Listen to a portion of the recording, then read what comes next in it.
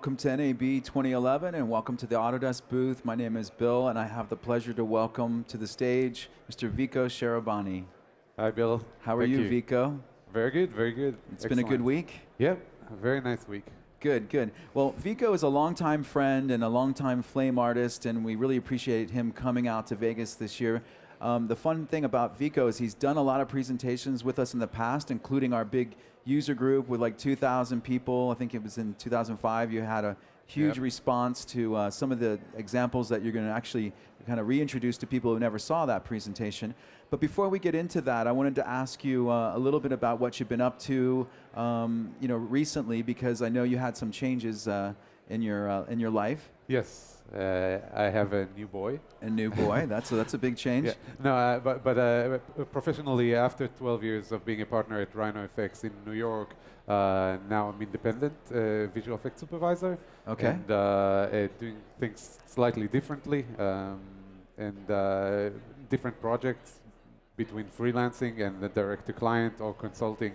So a lot of interesting things are in the pipeline. And you've been on the box again. So you were supervising, you were a partner, and you were kind of dealing with all the management stuff. But now you actually are getting reintroduced to the software, and that's why we wanted to bring you out to kind of get your impressions on the direction and the changes that have happened in the last 5 years. Right. In the past 5 years, I've been supervising, and now I'm not only supervising, but I also lead the Flame aspect of the job that I supervise. And definitely a lot of exciting tools are being developed, and a lot of new directions or extreme tools like the relighting tools that are very exciting in this new release. So what we'd like to do is give you a little bit of a taste of the background, some of the things that the jobs you worked on before you took your hiatus, and then show you how you're using the same techniques moving forward into the modern jobs that you've been doing. Okay, so we can start with what I presented in 2005. That was an X-ray effect that I created for broadcasting promotion for Fox Sports Net.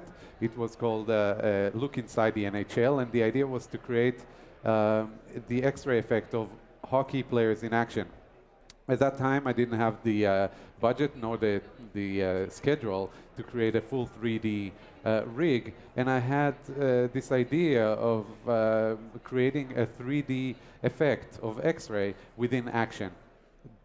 So the basic concept was that I thought that I can take a 3D object into the action environment and create expressions that will allow me to drive it and move each side of it. So imagine each of the joints of a bone can move separately, and the bone will stretch and squeeze accordingly.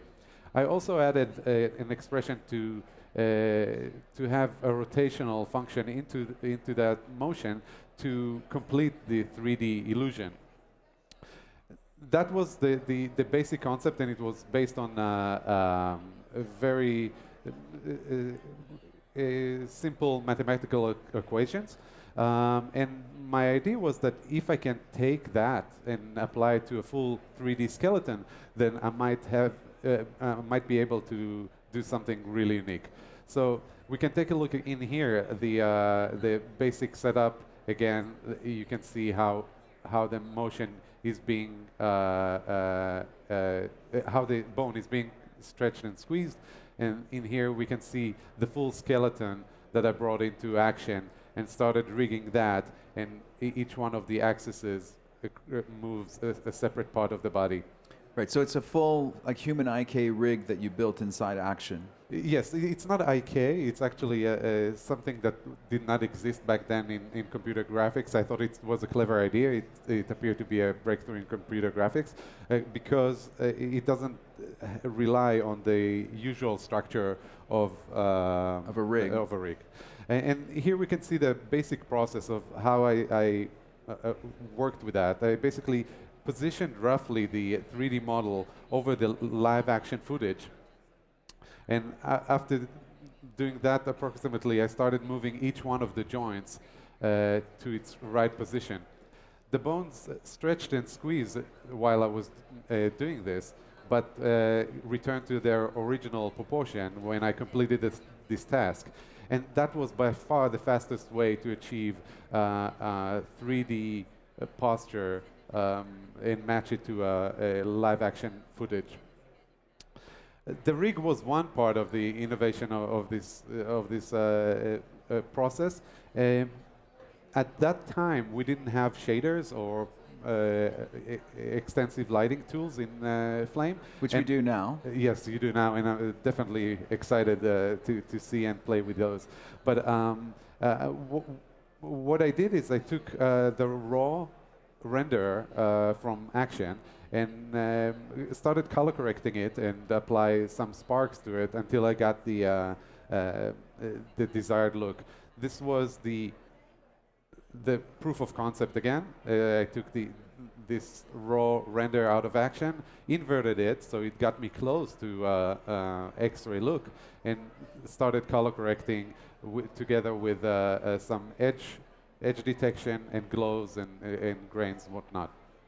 I also applied the same thing over a close-up just to make sure that this concept can hold up in the close-up. And sure thing, me and the director felt comfortable that this is the right way to go.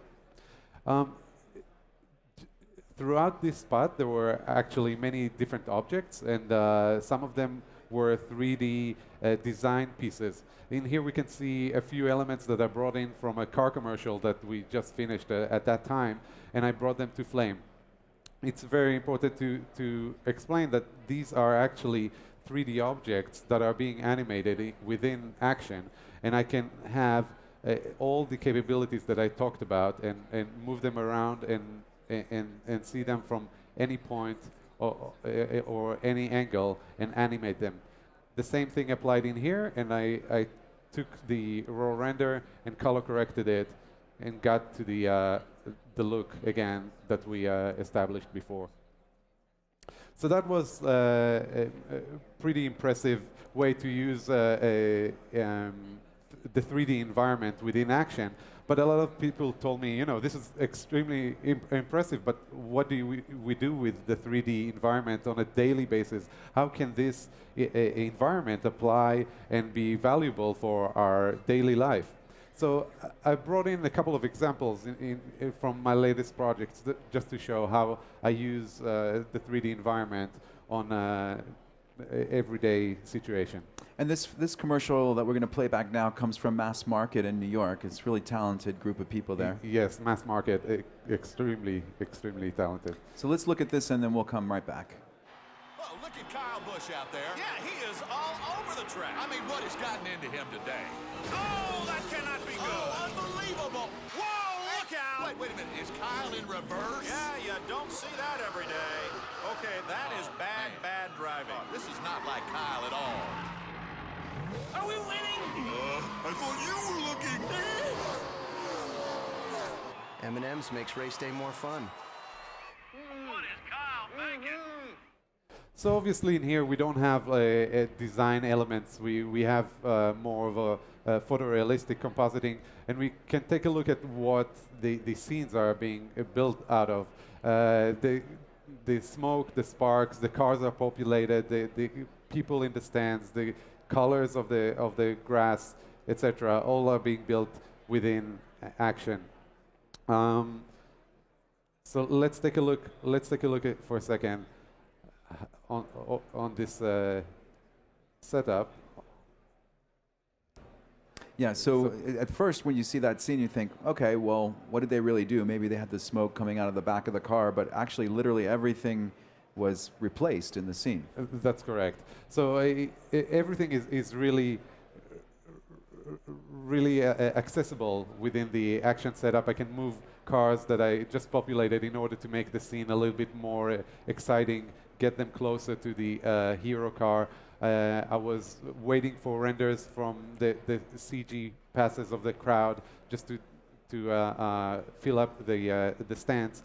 And you can see in here how I created the setups or the alpha channels that will allow me to change colors for the green grass and the dominant car colors.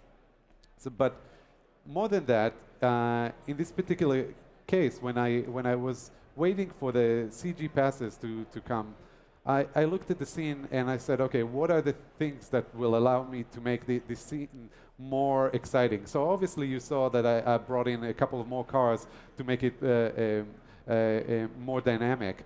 But I felt like something is missing. And looking at the car, I thought that when a car hits the wall, my expectation is that it will shake a little bit, that the impact will be more extreme. Yeah, and more violent. Yes. So since we had the 3D tracking information, I brought in a 3D car into action and projected the car, the texture of the car or the live action footage over it. This allowed me to shake the car in ways that are impossible in any other way in 2D. So this was the basic idea, the basic setup, and then I applied it to the car while it was in motion because I had the 3D tracking, and here we can see the impact and how I was able to contribute to the cinematic experience of the viewer as a flame artist. And this is, for me, a very important distinction between flame artists and other compositors. When you sit with a client in the room and you're able to bring in creative input, performance, etc., it's a great. You're expected to do that when you have the power of flame in your hands.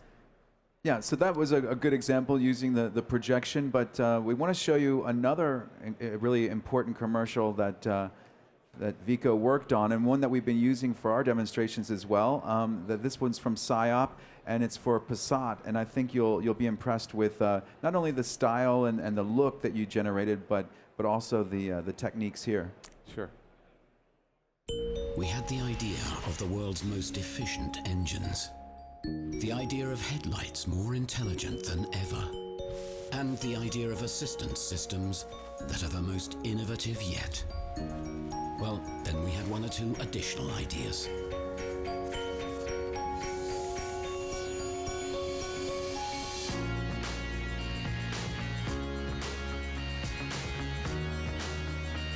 More than one idea ahead.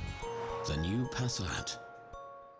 Volkswagen, das Auto. So that's a beautiful commercial, a combination of 3D elements generated in Autodesk Softimage, as well as, of course, all the finishing work that you did in the Flame. Yes, obviously a lot is going on in this commercial, but we're gonna talk about the 3D environment again and see how the workflow or the thought process behind it. So I was brought in after the shoot to work on this spot, and we looked at the footage. We knew, just like every PSYOP job, they have a great vision, and they're open throughout the process to take any other step to make it even greater. So we knew that we're going to clean up the environment. We knew that we're going to change the sky. We started with basic color correction to start and get a feel for the look that we're after. And very quickly I build up a basic environment within Action. I just took a few textures of road. I took the matte painting of the sky and applied it in 3D space. So now I can move around and get a feel for what we want to do with the footage. I also was thinking, what are the other elements that I can add to the scene? And maybe they will work, maybe they're not, but I load in some 3D models from TurboSquid, which is a website. Just you can buy fairly cheap models. I added a couple of expressions to allow me, boom, expand and have a few more of them, maybe rotate them, play with the light. I added some cards to get the light shafts. But now in 2012, apparently I can do all of this. Yeah, you now have that capability inside Action with volumetric lighting, which is great. And we also wanted to mention that this was something that you experimented with, but at PSYOP and Mass Market, they're very open. They're artists, so they really drive a project kind of with an improvisational style. Exactly, they're open to that kind of input. And again, with the tools that I have in here, I was able to generate things very quickly, run it by the director, see if he likes it or not. In here, apply the same camera movement in here and see it in context with the rotoed car, and almost shuttle through it very interactively. So the same thought process as before. We started generating the look, and we got to something that we kind of liked, but a very contrasty, almost Sin City type of look. But since we had all the assets, we had the car tracked, we had the camera tracking, we generated very quickly reflection paths just to get this car even to the more commercial world. And you just, if you hide it again, I mean, just look at how much that car really comes to life when you bring in the reflection. And you used high dynamic range OpenEXR files to create that look. Yes. So that was fairly, again, a very dynamic process, and that's the fun thing about working with Flame on this kind of jobs or with this type of directors. But something very interesting happened. Since we built the 3D environment within Batch, we were able to it was almost like a procedural way of building the scene.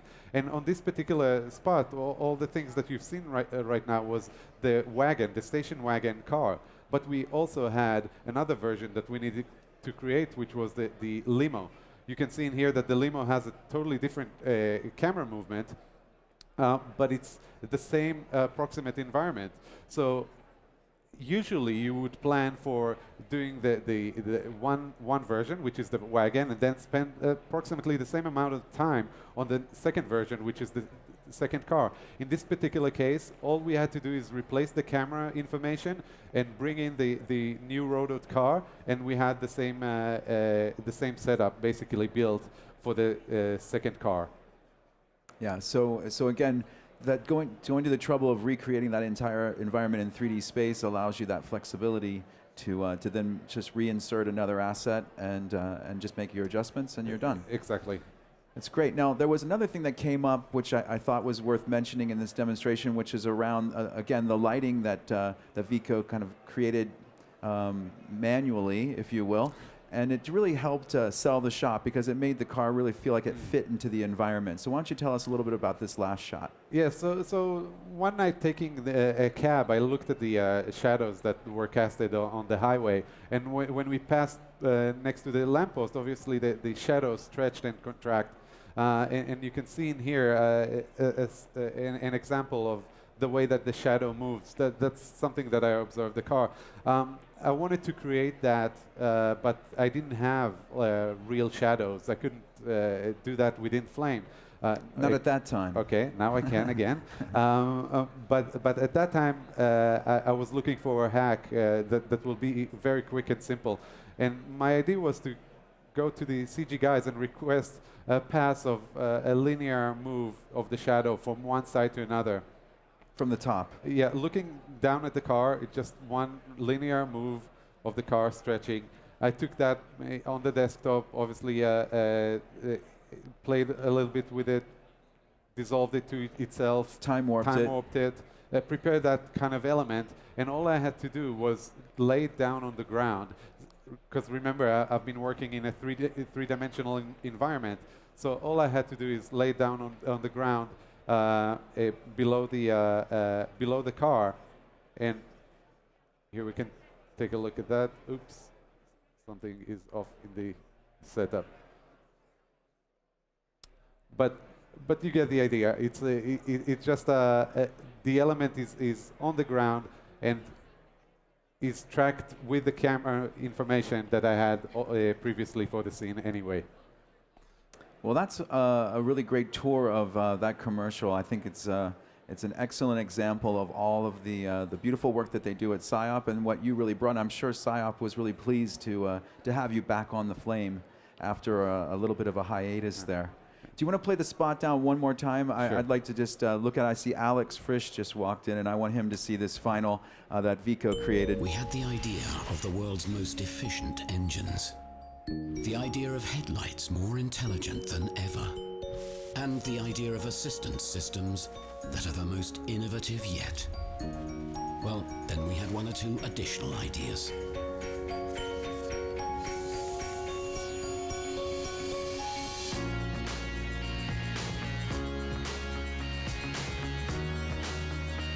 More than one idea ahead. The new Passat. Volkswagen, das Auto. All right, a big round of applause for Vico Sharabani. Thank you so much, Vico, for coming out. Thank you. Really appreciate it. We also wanted to mention that Vico is a freelancer. So he's also a consultant, a VFX supervisor, a flame artist. Anything else I should mention? That's enough. You've got a lot on your plate. Yes. And if you go to his site, it's vico.tv. You can get more information about other projects that we actually didn't have time to show this Or time. permission. Or permission. That sometimes happens. Anyway, Vico, thank you very, very much.